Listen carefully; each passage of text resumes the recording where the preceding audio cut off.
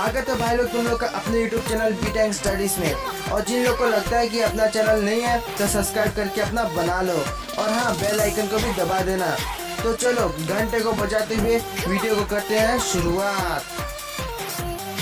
भाई लोग कैसे हो सब, उम्मीद है बिल्कुल मज़े से हो गए अपने लाइफ में।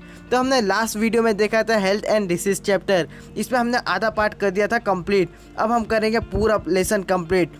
तो हमने क्या पढ़ा था, कुछ याद है तुम्हारे दिमाग में? नहीं, एक कान से सुने थे कि दूसरे कान से बाहर निकाल देते थे। तो चलो मैं तुम लोग को कुछ याद दिला देता हूँ। लास्ट चैप्टर में हमने पढ़ा था हेल्थ क्या होता है, डिसीज़ क्या होता है, नॉन इन्फेक्शियस डिसीज़ क्या होता है, और कुछ डिसीज़ के बारे में भी स्टडी किया था जैसे कि स्वाइन फ्लू, डेंगू, और उनके रीजन्स और सिम्टम्स भी देखे थे। तो अब हम देखेंगे इसका आगे का पार्ट। तो चलो स्टार्ट करते हैं। सबसे पहले पॉइंट ये आता है कि नॉन इन्फेक्शियस डिसीज़ क्या होता है। तो वो डिसीज़ जो कि एक पर्सन से दूसरे पर्सन में ट्रांसमिट ना हो सके उसको बोलते हैं नॉन इन्फेक्शियस डिसीज़।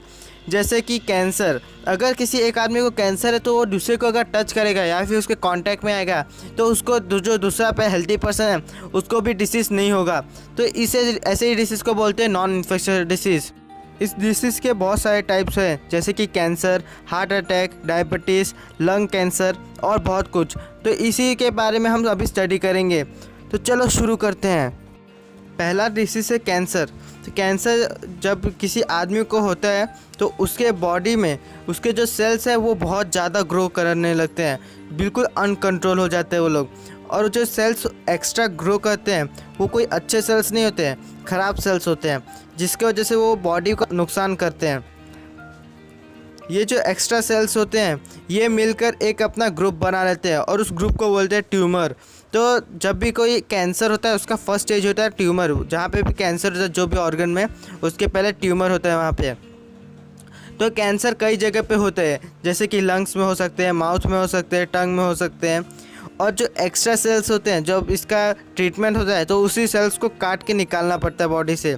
इसका एग्जांपल मैं तुम लोग को देता हूँ। तुम्हारे टेक्स्ट बुक में एक फ़ोटो होगा बहुत ही घिनौना, उसको ज़रा एक बार ध्यान से देख लो।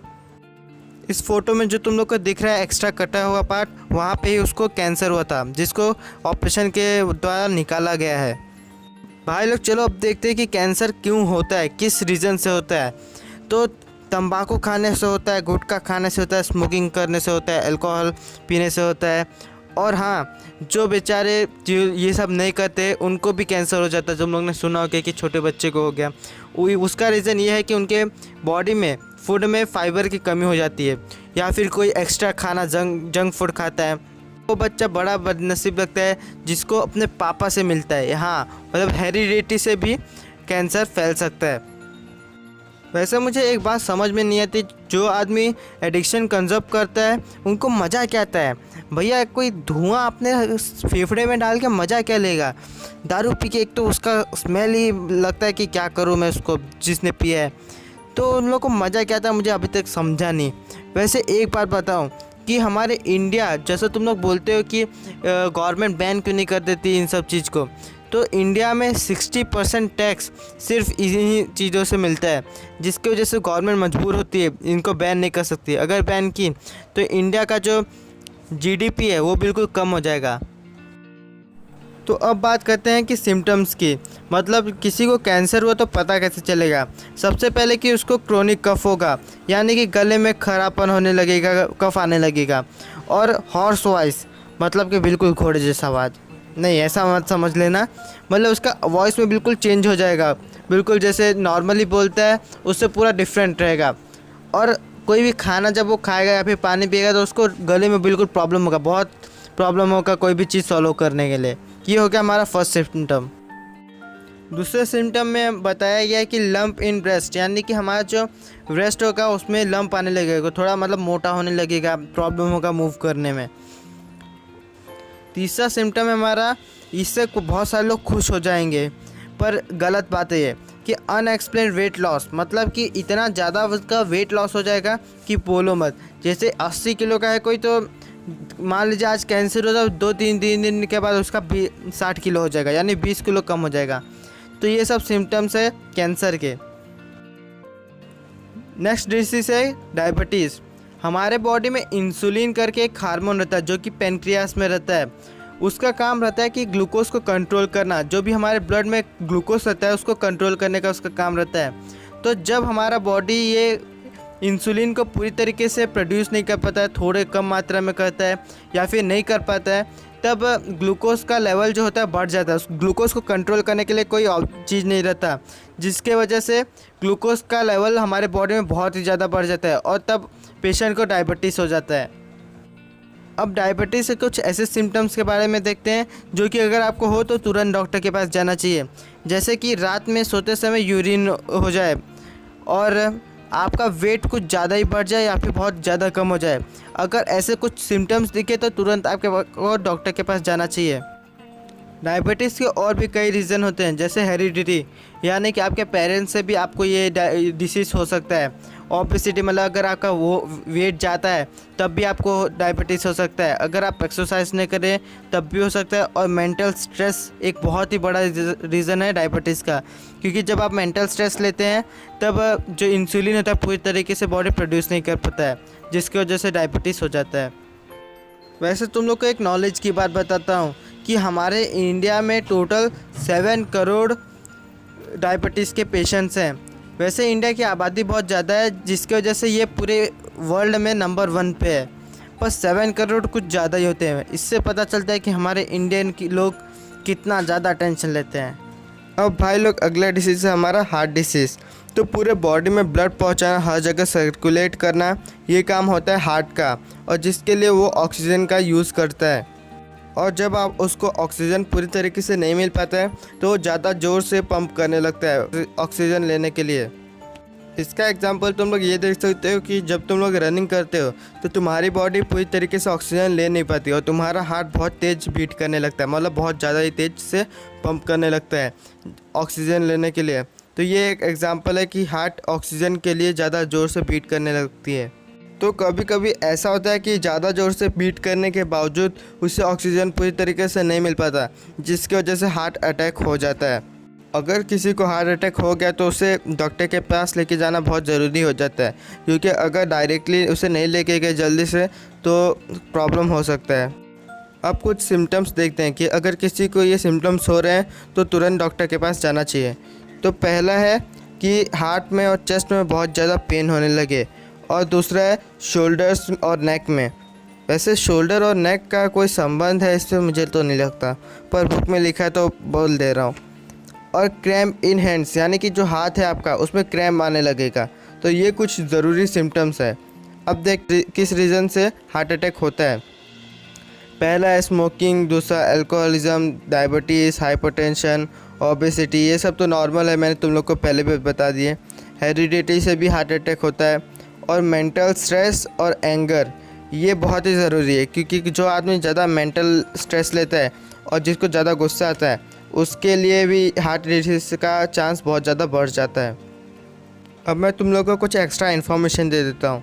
जब भी किसी पेशेंट को हार्ट अटैक हो तो सबसे पहले 108 नंबर पे कॉल लगाया करो और उसको चेस्ट पे थोड़ा प्रेस किया करो, देखा करो कि भाई उसका स्टेज क्या है, किस पोजीशन में है वो।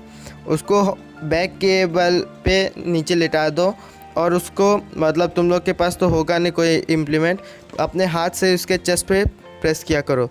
तो ये तो हो गया कुछ ज़रूरी चीज़ जो कि आपको करना चाहिए अगर किसी पेशेंट को हार्ट अटैक हो जाए आपके सामने। अब आगे बढ़ते हैं।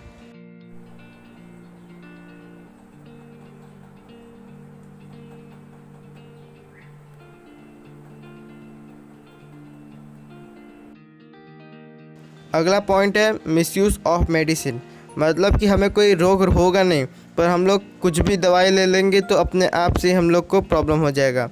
तो चलो पढ़ते हैं इसके ऊपर। बहुत सारे लोग ऐसे होते हैं कि जिनको कोई छोटा प्रॉब्लम हो या फिर थोड़ा सा फीवर हो, उनके बच्चे को फीवर हो, तो वो लोग डॉक्टर के पास जाना पसंद नहीं करते। घर पे कोई छोटा सा पेन किलर या फिर पैरासीटामॉल कोई भी दवाई खा लेते हैं, और जिसकी वजह से बाद में अगर उनका ओवरडोज हो जाता है या फिर कोई रिएक्शन हो जाता है बॉडी में तो प्रॉब्लम हो जाता है। तो ऐसा नहीं करना चाहिए। कोई भी मेडिसिन का ओवरडोज लेने से आपके शरीर पे वाइट पैचेस आ सकते हैं, पेट में दर्द हो सकता है, लूज़ मोशन हो सकता है, तो इसे अवॉइड करना चाहिए। नेक्स्ट पॉइंट है जेनरिक मेडिसिन। इसको जनरल मेडिसिन भी कहा जाता है। ये मेडिसिन बिना रैपर के हमें मिलते हैं, मतलब कि इन पे कोई कवरिंग नहीं होती। तो इसके वजह से इसका कॉस्ट बहुत ज़्यादा ही कम होता है। मतलब कि कोई भी नॉर्मल मेडिसिन का कॉस्ट 100 रुपया है, तो इसका कॉस्ट होगा सिर्फ 20 रुपया। और इसका रीज़न ये है कि जो भी कंपनी मेडिसिन बनाती है वो रिसर्च करती है उस मेडिसिन के ऊपर। जो साइंटिस्ट लोग रिसर्च करते हैं उनको पैसा देना पड़ता है, और वो पैसे की भरपाई करने के लिए लोग अपने मेडिसिन पे ज़्यादा कॉस्ट डालते हैं। तो जिसकी वजह से पब्लिक को मेडिसिन बहुत महंगे में मिलती है। और गवर्नमेंट क्या करती है, फार्मूला तो उन्हें पहले से ही पता चल जाता है मेडिसिन को देख के, तो लोग सीधा सीधा उसी फार्मूले से एक दवाई बना लेते हैं और उसको कोई भी कवरिंग नहीं करते, जिसकी वजह से उसका कॉस्ट बहुत ज़्यादा कम हो जाता है। आप लोग को भी जेनरिक मेडिसिन ही यूज़ करनी चाहिए, क्योंकि इसका जो पैसा आएगा वो इंडिया में रहेगा, क्योंकि मैक्सिमम जो मेडिसिन के कंपनी है वो फॉरेन की होते हैं। तो हमारा पैसा फॉरेन में ना जाए, इंडिया में रहे। इसकी वजह से आपको भी जेनरिक मेडिसिन यूज़ करना चाहिए। एक नॉलेज की बात बताता हूँ कि अमेरिका में टोटल 80% जो मेडिसिन होते हैं वो जेनरिक मेडिसिन ही होते हैं, जिसकी वजह से उनका पैसा उन्हीं के पास रहता है और हमारा पैसा पूरा बाहर ही जाता रहता है। नेक्स्ट पॉइंट है हमारा लाइफस्टाइल एंड डिसीज़।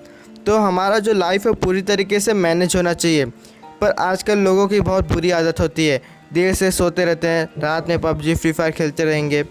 हम लोग का मील जो होता है टाइम से नहीं होता है, कभी 2 घंटे बाद खाएंगे, कभी 6 घंटे बाद खाएंगे। प्रॉपर एक्सरसाइज नहीं करते हैं, जंक फूड ज़्यादा खाने का हम लोग को अच्छा लगता है। तो इसके वजह से हमारा जो बॉडी में डिसीज़ होता है उसके चांसेस ज़्यादा बढ़ जाते हैं, जिसके वजह से हमारी इम्यूनिटी लो हो जाती है और हमारे बॉडी में डिसीज़ होने के चांसेस ज़्यादा बढ़ जाते हैं। तो अगर तुम लोग को ऐसा चाहिए कि मेरे बॉडी में कोई डिसीज़ ना हो, तो एक प्रॉपर लाइफस्टाइल तुम लोग को अपने लाइफ में इंक्लूड करना पड़ेगा।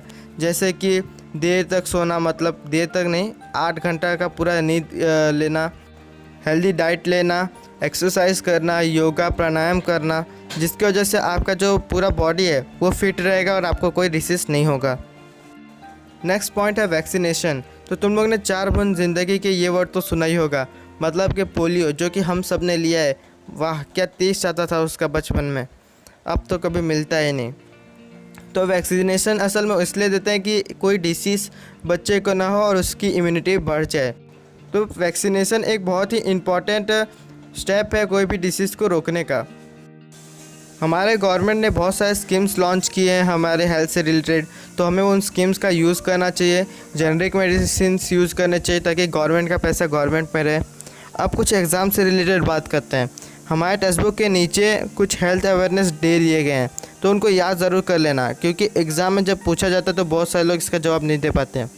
पहला डे है 7 अप्रैल, यहाँ इस दिन पे वर्ल्ड हेल्थ डे मनाया जाता है। दूसरा है 14 जून, वर्ल्ड ब्लड डोनेशन डे। तीसरा है 29 सितंबर, वर्ल्ड हार्ट डे। और चौथा है 14 नवंबर, वर्ल्ड डायबिटीज़ डे। तो अब हमारा चैप्टर होता है ख़त्म। अगर ये वीडियो तुम लोग को पसंद है तो लाइक कर देना, चैनल को सब्सक्राइब कर देना। तो चलो मिलते हैं तुम लोग को अगले वीडियो में, तब तक के लिए